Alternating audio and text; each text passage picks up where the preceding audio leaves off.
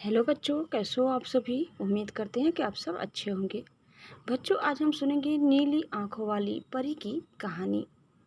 सालों पहले भानिया राज्य में कर्ण राजा का शासन चलता था।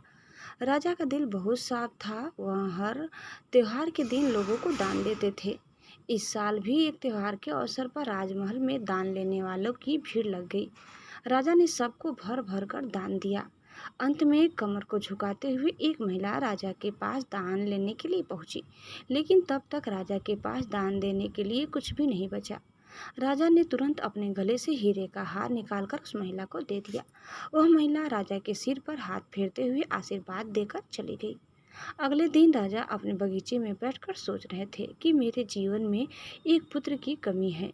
भगवान ने मुझे सब कुछ दिया, लेकिन पुत्र सुख पता नहीं क्यों नहीं दिया। तभी राजा के गोद में आकर एक आम गिरा। राजा उधर इधर उधर देखने लगे। उनके मन में हुआ कि आखिर यह आम मेरी गोद में कैसे आया। तभी कुछ देर बाद उन्हें बहुत सारी परियां दिखी। उन सभी परियों में से एक नीली आंखें वाली परी राजा के सामने आई और बोलने लगी कि आम को अपनी पत्नी को दे देना। यह आम तुम्हें पुत्र रत्न देगा। इसे खाने के 9 महीने बाद ही तुम्हारी पत्नी माँ बन जाएंगी। वैसे तुम्हारे भाग में पुत्र सुख तो नहीं है, लेकिन तुम दिल के साफ हो और बहुत दानी हो, इसीलिए तुम्हें यह सुख मिला है। बस यह सुख तुम्हें सिर्फ 21 साल तक मिलेगा। जैसे ही तुम्हारे बेटे की शादी होगी, उसकी मौत हो जाएगी। राजा ने दुखी मन से नीली आंखें वाली परी से पूछा, क्या इसका कोई उपाय नहीं है। परी ने कहा, राजन, कल मैं कमर झुकाते हुए एक साधारण महिला के रूप में तुम्हारे दरबार में दान लेने के लिए आई थी। देखो, जो माला तुमने मुझे दी थी वो मेरे गले में है। तुम्हारे इसी कर्म और दूसरे की मदद करने की भावना के कारण मैं तुम्हें पुत्र का आशीर्वाद देने के लिए आई हूँ। लेकिन तुम्हारा बेटा 21 साल से ज्यादा नहीं जी पाएगा। फिर भी तुम उसकी मौत होते ही उसे एक संदूक में डाल देना।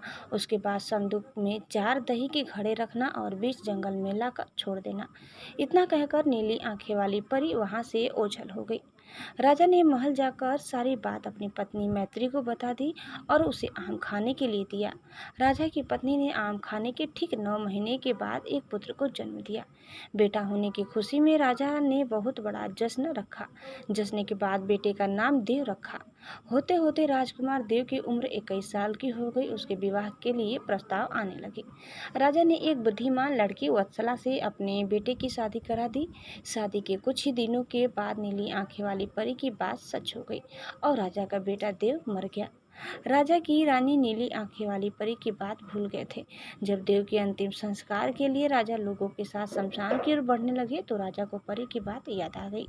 तुरंत राजा ने सबको एक बड़ा सा संदूक और 4 दही के घड़े लाने के लिए कहा। संदूक आते ही राजा ने भरी मन से अपने बेटे को उसमें डाला और दही के 4 घड़े भी रख दिए। उसके बाद राजा ने अपने सैनिकों की मदद से उस घड़े को घने जंगल के बीच में रख दिया। वहां से लौटने के बाद राजा का मन किसी काम में नहीं लगा। कुछ समय बाद देव की पत्नी अपने मायके चली गई। समय बीता और देव की मृत्यु को 1 साल हो गया। देव की पत्नी वत्सला के घर एक बूढ़ा आदमी खाना मांगने के लिए पहुंचा। उसने बड़े प्यार से उसे खाना खिलाया। खाना खाने के बाद उस भिखारी ने अपना हाथ धोने के लिए दूसरे हाथ की मुट्ठी खोली। तभी वत्सला ने उस मुट्ठी में अपने पति देव की सोने की चैन देखी। वत्सला ने तुरंत भिखारी से पूछा, आपको यह चैन कहाँ से मिली।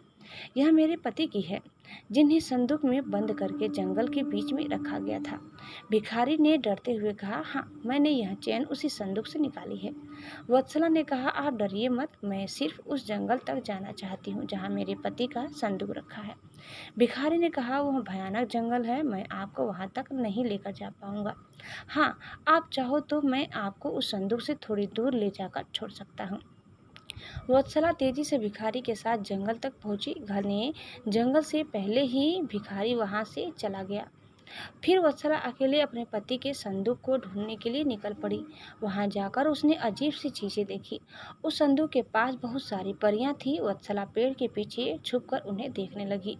वत्सला ने देखा कि सारी परियों के बीच एक नीली आंखों वाली परी आई और उसने संदूक में एक लड़की देव के मृत शरीर के सिर के पास और एक पैर के पास रखी।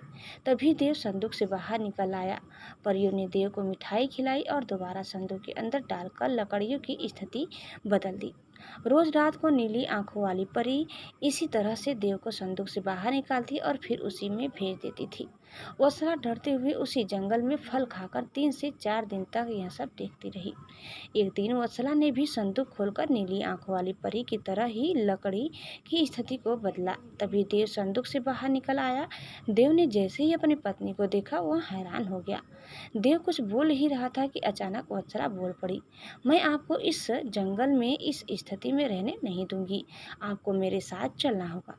देव ने वत्सला को समझाते हुए कहा, मैं नीली आंखों वाली परी की वजह से ही इस दुनिया में आया हूँ, मैं उनकी आज्ञा के बिना कहीं नहीं जा सकता। तुम मेरे संदूक में रखा हुआ एक घड़ा अपने साथ लेकर मेरे राज्य चली जाओ, वहाँ छुप कर रहना। तुम्हें 9 महीने बाद एक पुत्र होगा, तब मैं तुमसे मिलने आऊँगा। अब तुम लकड़ी की स्थिति बदल कर मुझे पहले की तरह संदूक में जाने दो। वत्सला ने अपने पति के कहे अनुसार ही किया। सबसे पहले संदूक में पति को भेजा, फिर वह दही का एक घड़ा लेकर रूप बदलने के बाद राजमहल पहुंची और रानी को चिट्ठी भेजकर रहने के लिए जगह मांगी। रानी ने दया करके उसे राजमहल के पास ही एक कमरा रहने के लिए दिया। जब रानी को पता चला कि वह गर्भवती है तो रानी उसका ख्याल भी रखने लगी। जब वत्सला ने बच्चे को जन्म दे दिया तो देव उससे मिलने के लिए आया। उस समय रानी पास से ही गुजर रही थी। उन्होंने तुरंत अपने बेटे को पहचान लिया। रानी सीधे देव के पास पहुंची और पूछने लगी, यह तुम्हारी पत्नी है, यह तुम्हारा पुत्र है, तुम जीवित हो, अब मैं तुम्हें कहीं नहीं जाने दूंगी। देव ने कहा, माँ, मैं आपके साथ नहीं आ सकता हूँ। इसका एक ही उपाय है, आपको अपने पोते के लिए एक उत्सव रखना होगा। आप उसमें सारी परियों को बुलाइए। जब परियां आ जाए तो नीली आंखों वाली परी का बाजूबंद किसी तरह निकाल कर जला देना। उसके बाद नीली आंखों वाली परी से मेरे जीवन का वरदान मांग लेना। इतना कहकर राजकुमार देव वहां से चला गया। उसकी मां ने दुखी मन से उसे विदा किया। कुछ ही दिनों में रानी मैत्री ने अपने बेटे देव से देव के कहे अनुसार जश्न रखा और सारी परियों को भी बुलाया। सभी जश्न में डूबे हुए थे। तभी रानी मैत्री का पोता रोने लगा।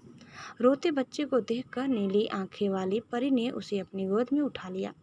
तभी रानी मैत्री ने परी से कहा, देखिए न, इसे आपका बाजूबंद पसंद आ गया है, तभी तो आपके पास आते ही इसने रोना बंद कर दिया।